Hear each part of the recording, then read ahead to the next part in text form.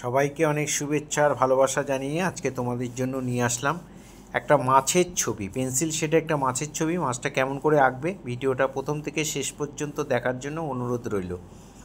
খাতার ঠিক নিচের অংশ থেকে, নিচের একটু ওপর থেকে এইভাবে আমরা পিঠের দাগটা দিয়ে মাথার অংশটা আমরা এঁকে দিলাম। এখানে একটা পাখনা এঁকে দিলাম। এইভাবে লেজটা গিয়ে লেজের দিকে গিয়ে এইভাবে মিলিয়ে দেবে। এখানে পিঠের পাখনাটা আঁকছি।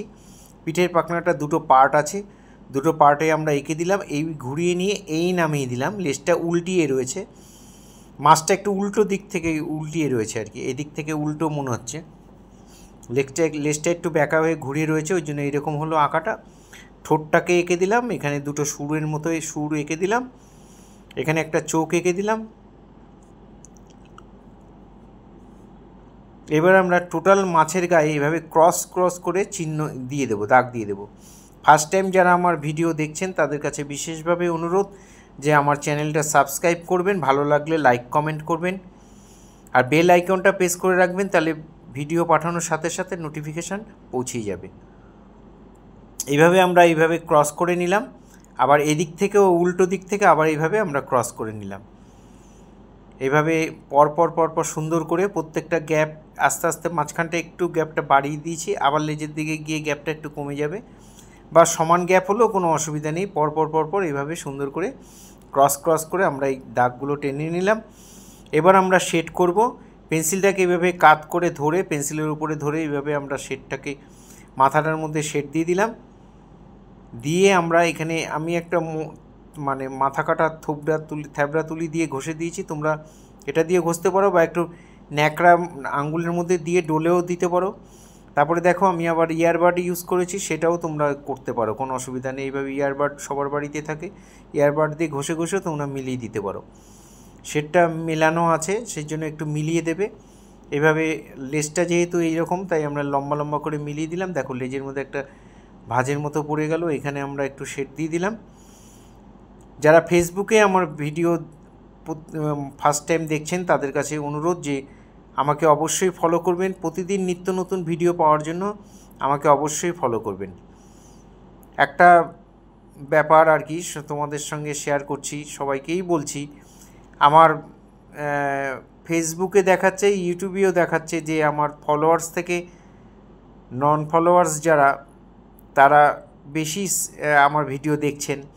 তাই এটা আমার সৌভাগ্য যে আপনারা আমার ভিডিও দেখছেন। তা আপনাদের কাছে অনুরোধ যে আমাকে একটু সাবস্ক্রাইব করবেন, তাহলে আমার দিকটাও ভালো হবে, আর আপনারাও প্রত্যেকটা ভিডিও তাহলে দেখতে পাবেন। বেল আইকনটা প্রেস করে রাখবেন, তাহলে প্রতিদিনে যা পাঠাই প্রত্যেকটা ভিডিও আপনাকে আর সার্চ করে দেখতে হবে না, অটোমেটিক নোটিফিকেশান ঢুকে যাবে। এটা আমার বিশেষ অনুরোধ। এইভাবে আমরা শেডগুলো করছি। শেডটা দেখো এই পিঠের যে মানে ক্রস দিয়ে দিয়েছি পুরো মাছটার গায়ে, এই শেডগুলো আমরা এইভাবে করব। তা প্রত্যেকটার মধ্যে আমরা এইভাবে একটু আঁশগুলো এঁকে নিই প্রথমে, তারপর আমরা শেড দেব।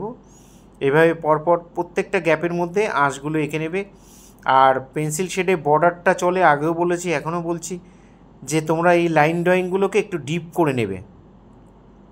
শেড দেওয়ার পরে করলেও হবে, আগে করলেও হবে। আমি আগে করে নিচ্ছি বুঝতে সুবিধার জন্য, ড্রয়িংটা বুঝতে সুবিধা হবে। এইভাবে ডিপ করে বর্ডারটা টেনে নাও, আর এইভাবে আঁশগুলোকে পরপর সাজিয়ে দাও। পরপর প্রত্যেকটার মধ্যে এইভাবে পরপর সাজিয়ে দেবে। যারা প্রতিনিয়ত আমার ভিডিও দেখেন, বা তোমরা যারা প্রতিনিয়ত আমার ভিডিও দেখো, সবাইকে অসংখ্য ধন্যবাদ। সবার জন্য অনেক শুভেচ্ছা, শুভকামনা রইল। প্রত্যেকটা আঁশের মধ্যে আমরা এইরকম ভাঁজ শেড দিয়ে দেব। এইভাবে পেন্সিলটাকে এইভাবে ধরে নিয়ে সুন্দর করে শেডগুলো দিয়ে দেবে। প্রত্যেকটার মধ্যেই শেড হবে, একটাও বাদ যাবে না। এবং দেখলে তোমরা মন দিয়ে, খুব সোজার উপর, খুব একটা কঠিন নয়, একটু যদি মন দিয়ে দেখো তাহলে তোমরা করতে পারবে। শুধু লেজের দিকটা কিভাবে আঁকলাম এটা একটু খেয়াল করে করবে, নাহলে কিন্তু ভুল হয়ে যাবে। এখানে লেজটার মধ্যে আমরা এই শেডটারগুলো দিয়ে দিচ্ছি, দাগগুলো দিয়ে দিচ্ছি।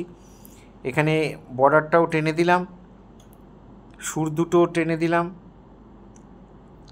আবার সবাইকে অসংখ্য ধন্যবাদ, সবাইকে অনেক শুভেচ্ছা, অনেক ভালোবাসা জানিয়ে আজকে এখানেই শেষ করছি। সবাই খুব ভালো থেকো, এইভাবে আমার সাথে থেকো। অবশ্যই আমাকে লাইক কমেন্ট করো, এটাই তোমাদের কাছে বিশেষ আমার অনুরোধ। ভালো থেকো সবাই।